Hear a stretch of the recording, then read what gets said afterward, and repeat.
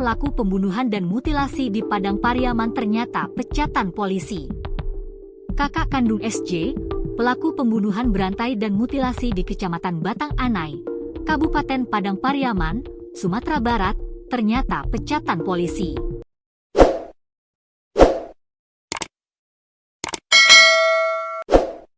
Sang kakak diberhentikan secara tidak hormat, PTDH, dari Polri karena kasus narkoba.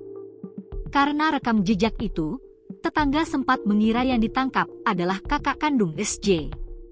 Saya kira yang ditangkap polisi ini abangnya, karena abangnya juga pernah terlibat kasus, kata warga sekitar berinisial GS kepada tribunpadang.com.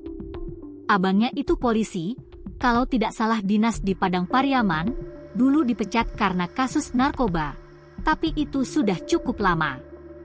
Saat ini abangnya ada di rumah itu, masih tinggal di sana bersama keluarganya, ungkap dia. Informasi itu dibenarkan oleh Humas Polres Padang Pariaman Aibda Redno Afriyadi. Abang pelaku dulunya merupakan seorang anggota kepolisian yang diberhentikan secara tidak hormat akibat kasus narkotika, katanya. Redno menjelaskan kakak pelaku 2 kali dipenjara atas kasus yang sama.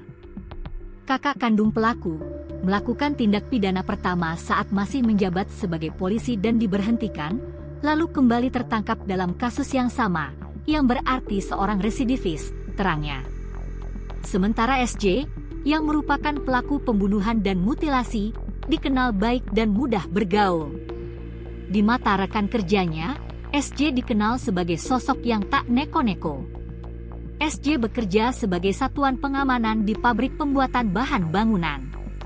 Di tempat kerja biasa-biasa saja, tetap bergaul, tetap bermain dan mengobrol dengan teman-teman lainnya, tidak ada yang mencurigakan, ujar rekan SJ yang enggan disebutkan namanya.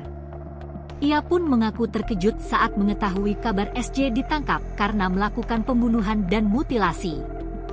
Kalau terkejut tentu terkejut, karena saya juga baru pagi tadi dapat kabar, langsung saya ke sini, ternyata sudah ramai masyarakat dan polisi, ujarnya. SJ ditangkap pada Kamis, 19 Juni 2025. Terungkap bahwa pelaku telah membunuh 3 orang dengan rincian 2 korban dibunuh tahun lalu dan 1 korban dimutilasi tahun ini. 1 dari 2 korban yang dibunuh merupakan pacar pelaku.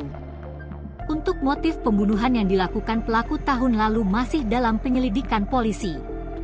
Sementara itu, pembunuhan yang dilakukan itu terjadi pada Minggu, 15 Juni 2025. Adapun motifnya karena utang 3,5 juta rupiah.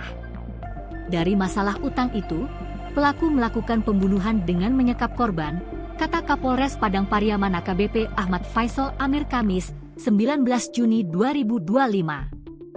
Penyekapan dilakukan oleh pelaku hingga korban meregang nyawa.